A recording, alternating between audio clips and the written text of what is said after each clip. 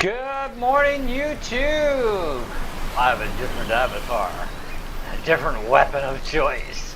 Anyways, thanks to another player giving me that nice toy. Oh, chops down trees, kills enemies pretty good. It's quite nice. One of those Halloween things they had, I guess, in the gem store or something. Anyways, you can change your avatars pretty quickly and randomly, you know. So I've created a few extra avatars myself. Anyways, put this back. And right now there's no weapon, so now I can activate my katana. Anyways, the game is fantastic. This is a review, by the way, in case you haven't figured it out from the title. Now, you can find me on here quite often under KeelUp56, that's me. If I'm not at the base camp, I'm out running around with somebody or by myself, constantly trying to find new places that I haven't discovered yet. There's a lot of undiscovered stuff, but there needs to be more. We need to go beyond level 20. That's kind of the max. But even at level 20, things are changing. I've been at level 20 for about a week now, and I'm starting to see something like pineapples, for example. For the entirety of the game, they grew in one spot, okay, so far. And there was only 4 of them, and they grow as singles like our pumpkins over there, all right? And so you pick them, and you know, you can plant them too and grow your own. Anything you pick, you can plant, right? And you need planters for furnaces. You have to put them in a planter spot. Which I also call them forges, actually. That's basically what they are anyway in reality. But that being said, each level gives you 1 planting plot. All right. Your building grows in stages as you're leveling up. You will eventually get to a higher enough level that you will finally get a cooking pot. Then you can cook your wolf meat and raptor meat if you've been stockpiling it. Because to eat it raw make you very sick. Same with raw fish. Don't eat them. They make you very sick. So you have to cook them. You can also cook any fruit or vegetable for different boosts in health, hunger, thirst, and stamina, and etc. Okay, and it tells you what it's going to give you. And it also tracks your last, I think, 10 or 12 meals and what kind of boosts you've received and so on. Now you'll notice my health is way up there, and so is my stamina. Well, that's because I ate over 100 bananas and 100 peaches to do it. And those are the only 2 things you can boost really super high.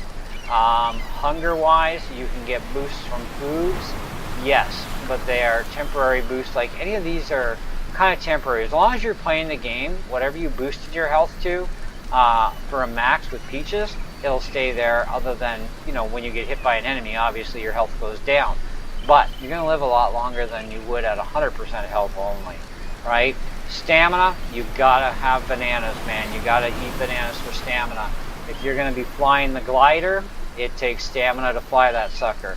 If you're running, it takes stamina. Now, if your thirst, hunger, or health goes to 0, you die. You will have to go find your death stash. Okay, now if you hit F1 on your keyboard and you want to know about that, you've got the basics here that it tells you. If you die, you will drop your loot and spawn and you will spawn at the base. You can retrieve your loot though. Now your loot also includes all the stuff you stored in any stash boxes that you have at the time. Okay, they each have 20 slots. Okay. And mine are all stuffed to the gills with stuff. All right. So, but I'm at the point in the game where I honestly do get sometimes a little bit bored, but I'm also still trying to find the elusive iron crossbow and anything else that might pop up by surprise, like the compass and the flashlight popped up by surprise out of a crate that I opened up, or box. Anyways, and there's lots of them around the island too. We've got a couple nearby. We've got some that are further away, obviously. We have the military base, aka compound, aka prison. People call it different things.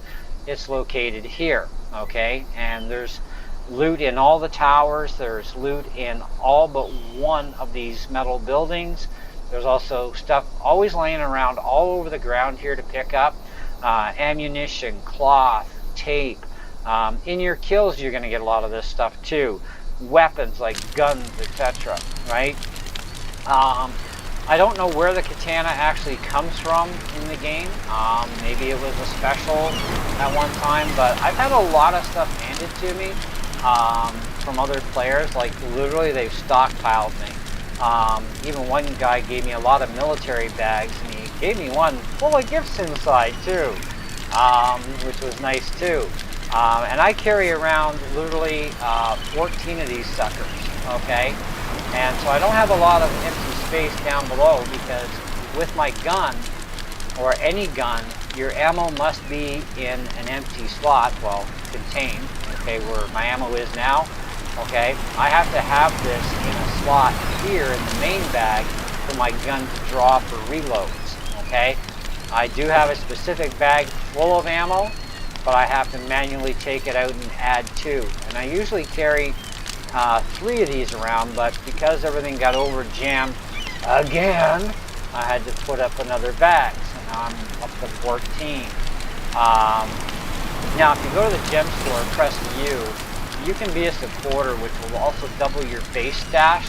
I could literally eliminate 4 bags out of my main inventory and put that stuff into the crates. Because I have 4 crates, I can actually double that stash amount at my base and alleviate 4 crates, which means I can pick up more stuff, but I can also add more than 2 major clips of ammo too, which each clip holds 90 rounds.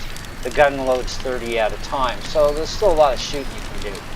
Now, as much as I make all my own ammo anyways now, because almost everything is craftable, and what is not craftable, there is a way to duplicate anything and everything, which is a pretty handy little game trick. I have a video specific that's called Island Survivor Alpha Game Tricks. Okay, check that video out, and just even do a general search of Island Survival Alpha, just as that title, and you'll come up with a lot of videos, including this one now, will be our review video, okay? But anyway, I've been going through this game a lot. I'm definitely going to buy into the game. Right now, nothing's going beyond level 20, unfortunately. And it does take a while to get to level 20. Even if you've got a ton of all the materials required, it doesn't matter. That timer is still a timer in real life time. All the timers are, except for the day and night sequence, that's not on real life, because, yeah, that would suck. So, at least they did leave some stuff for us. It's okay. But all the other timers are real life for each upgrade or anything that you want a crafting recipe for. That's on a real timer. So whatever time it says it takes, it's going to take an hour, 5 hours, 20 hours. I've been cooking obsidian in those furnaces now for the last few days. And they still got another day and a bit to go yet before they're ready. And that was raw obsidian that I mined. So I'm turning it into ignites, well, bricks, I guess, of obsidian, because you do need those things as well in the game too. This is a stash box right close to base. Okay, now you gotta, some of these are a little more finickier than others to get open, because you gotta get that seed to show up, and that can be a bit of a pain. Sometimes you just gotta move your character just right with your mouse only, and you can get in. And another iron pickaxe. Oh, like I needed another one. But I can turn it into a diamond pickaxe easily enough. Hand that out to a player. So now I got 2 of them I gotta actually put down. Okay, and I might as well add another transporter down there and back up to 3. Transporters are in groups of 3s. Transporters, what do? Well, they do this. See where I am? Now I'm gonna vanish. Now it only gets you from wherever you are on the island right back to base. So if you are stuck outside at night and you really don't want to be out there, because you got to be careful how and where you move, because everything outside of our protected barrier that we're in wants to kill us, okay? That's kind of just the way it is. And I've been caught out at night a few times.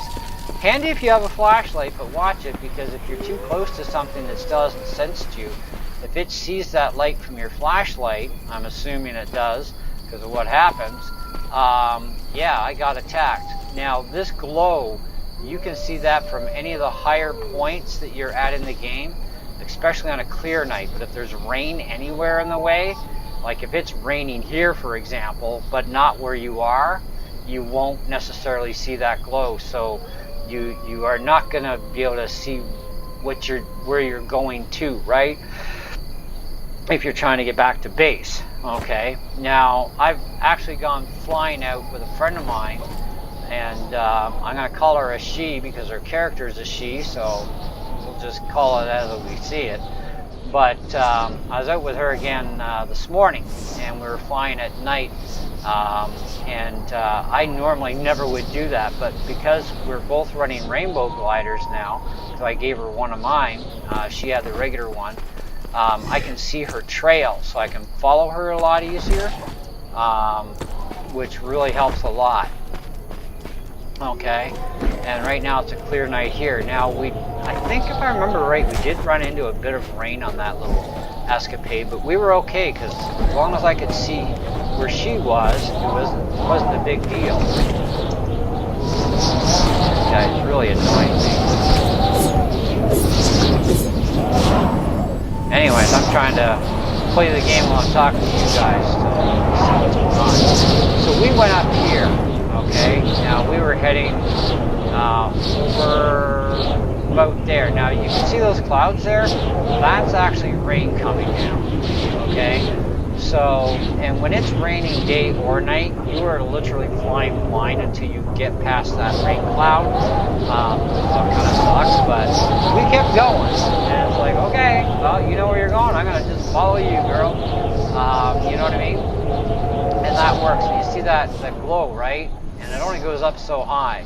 But this is our protected zone. We can come and go as we please, but nothing else from the outside can come in. Now when you die and you have to retrieve your death stash, just so you're aware, no other player can touch your death stash, only you. Okay, that's the way it works. In fact, we were doing an experiment, me and a buddy, yesterday. I actually jumped off that same peak but onto the ground to purposely kill myself. Because I was under the information that growing these skeletons is a way to ransom your stash back, and it turns out no. Whether you have 4 of them or 8 of them, it doesn't do it. You either go find your stash yourself, which will be located somewhere on the map. It'll show you, because it's exactly where you died is where you find your stash. Okay, so we did this at the base. This way I didn't have to go anywhere in the danger zone. So we were just outside the barrier here by this group of birch trees over here, okay? And so anyways, I killed myself finally. It took a zombie to beat the snot out of me because my health was jacked way up with peaches. But we finally succeeded, and he says, I can't take your death stash. I said, no, you can't, because it's mine. You can't take from other players, okay? Same as when you're gonna go in, you're gonna pick something, okay? I can pick the pumpkin because it's my pumpkin, right? It's on my property. But if I go over to Buddy's property and try and pick his pumpkin or any of his stuff, it'll come up with the dialogue to pick it, but when you try, it says you can't pick from other players. Okay, so that's good. Our stuff is safe and secure. So nobody can even steal any stash. They can't open your stash boxes. None of that stuff. So that's actually great. And you can't use your cooking facilities either. But anyways, that's if you have cooking facilities. That's not till way late into the game, higher levels, before you get that cooking capability. And by then you should have a fishing rod or a couple of them. Diamond is the best. Anything diamond in the game is the best. There is a gold crossbow, which I have a number of them. The gold crossbow is actually the best crossbow. There is no diamond crossbow that I'm aware of. Okay. It is a craftable crossbow, and I've never found the iron one because I do need an iron crossbow to manufacture them with the researcher here, which I have a video about the researcher and how that works.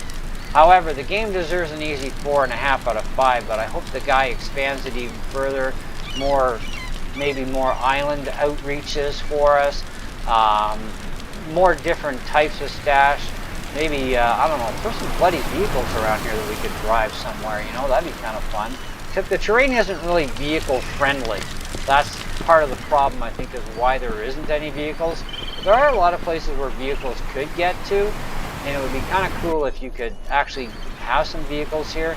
There is a tank here at the base that's broken, but with no way of repairing it. Like, we could drive a Jeep around this area quite well, easy enough, but a lot of places you wouldn't be able to. So I guess maybe that was part of the thinking. It is an island, and there probably shouldn't be any vehicles here, I guess, except for that broken down tank that we can't fix and get running. So, you know, and that'd be fun because tanks can go anywhere, right? But anyhow, I think that it's a really fantastic game. I'm going to become a supporter so I can get the double stash unlocked, which would free up 4 bags out of my collection, so I could empty those bags and just give the bags away. I can make them all, okay? Anything that I've got my crafting list, which is a lot.